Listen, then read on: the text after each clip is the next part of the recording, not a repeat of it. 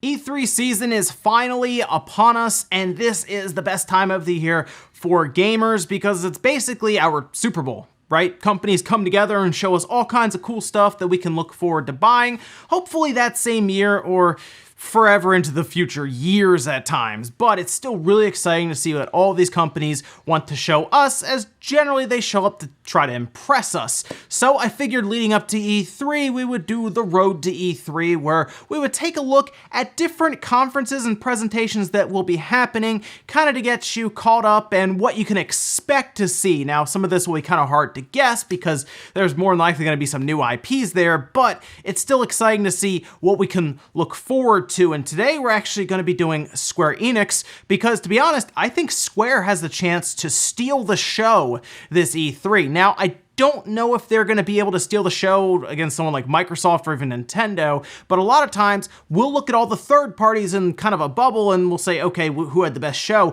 And actually looking at Square's possibilities leading up to this, I think they have a chance to absolutely dominate third parties and maybe even compete with Nintendo or Microsoft when it comes to having the best show. So let's take a look. This year, Square Enix has decided to take over the Monday night time slot that has been held by Sony for years now. Of course, Sony just won't be there this year, so someone had to do it, and I guess Square decided to take advantage of the situation. Doesn't really come along very often at E3, since this is the first time since E3's inception that Sony is skipping it. And you know what? I say take full advantage because I believe Square will show up with a very compelling presentation next week. However, even if the presentation is just average, it really can't be any worse than last year. If you remember, 12 months ago, we were presented with classics like The Quiet Man and Just Cause 4. Now, they did also reveal Babylon's Fall, which is a game being developed by Platinum Games, and they doubled down with more information about Kingdom Hearts 3.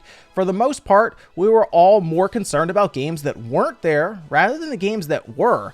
After The Quiet Man released terrible reviews and Just Cause 4 or Shadow of the Tomb Raider failed to capture strong holiday sales, it looks like Square will need to set themselves up for the next 12 months with a stellar E3 showcase. So now the question is, what can we expect to see from Square at E3 in 2019? Well, they have already told us about two big games that will be there in some capacity.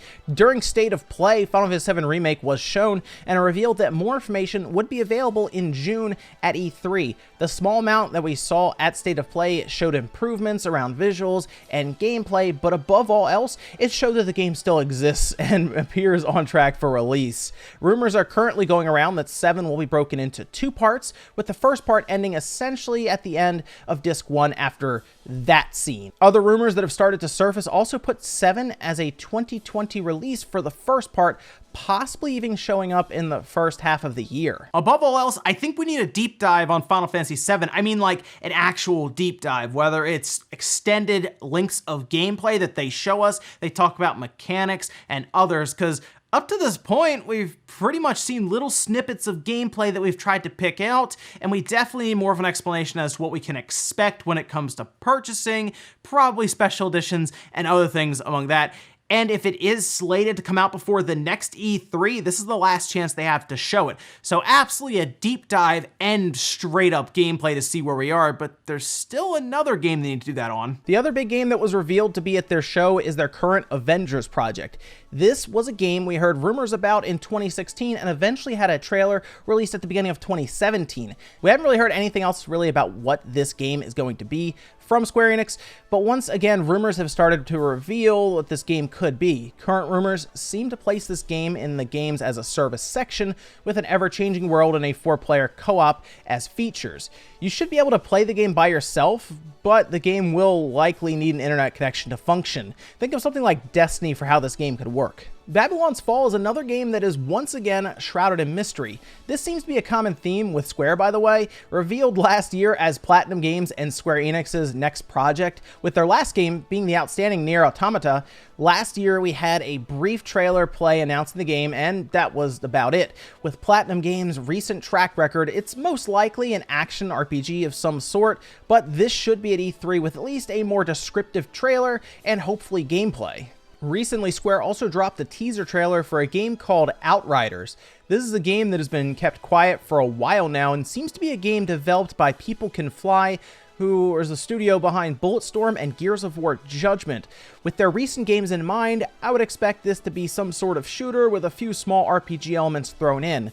There's really not much to say about this one, and we will have to wait till Monday night to see what it's all about. I would also expect new DLC to be talked about for Kingdom Hearts 3, though information on this one is still up in the air as to whether it will actually be there or announced at its own time to avoid being a bit overshadowed by Final Fantasy and the Avengers. Now, those are the big games we expect to see from Square this year, but let's move on to some games that they could show off and a few hopefuls. We just talked about NieR Automata, and it's entirely possible that a Switch port is announced. The game has been selling really well now, crossing 4 million copies sold, and keeping that momentum rolling is easy enough with a Switch port.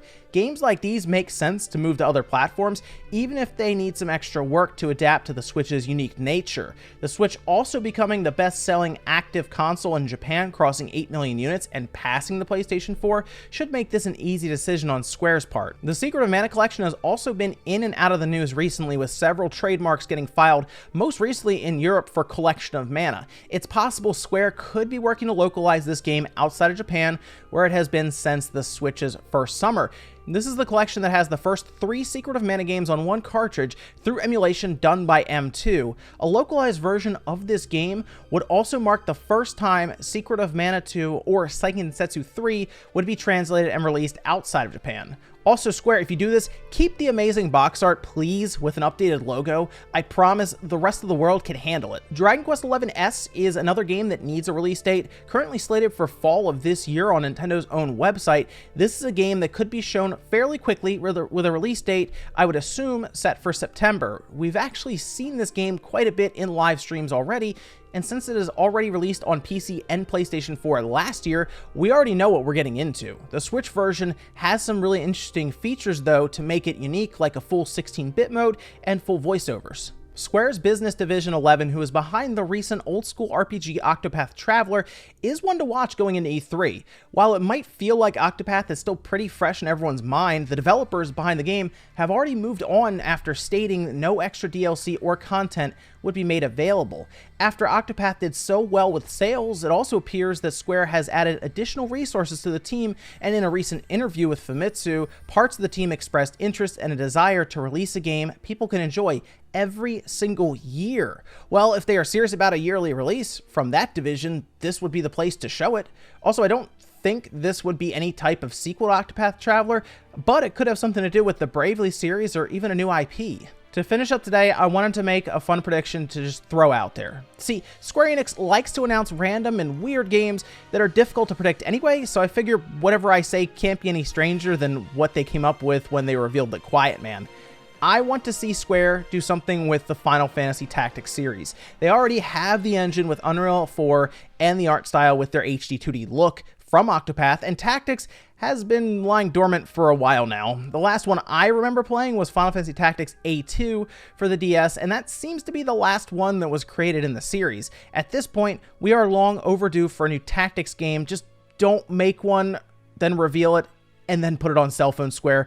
Show that series at least some respect. Looking at Square's overall presentation that they could put together, I kind of view this as a build-up or a slow burn of a TV series up to a big blow-off, with games like Final Fantasy VII Remake and finally this Avengers game being shown, hopefully in depth. We'll see though, because it does depend on their release dates and when they're coming out, but I think Square really has something here if they really push it, and they have that really good time slot where Sony used to be, where people are already used to tuning in at that time. So exciting stuff here from Square, and I'll be following up with it as usual with the other presentations. So if you want to keep up to date on all of the E3 events and everything going on and all the games being revealed, you're going to want to subscribe with notifications on so you can keep up to date with it, because I'll tell you now, there's going to be a lot of announcements going through this week and then into next week, of course, through E3. There's a lot of stuff slated, so it's going to be stuff everywhere, but I'll keep you guys up to date as best I can here. And as always, guys, if you enjoyed this look at Square, make sure you like the video as it does help, and I'll see you guys in the next one.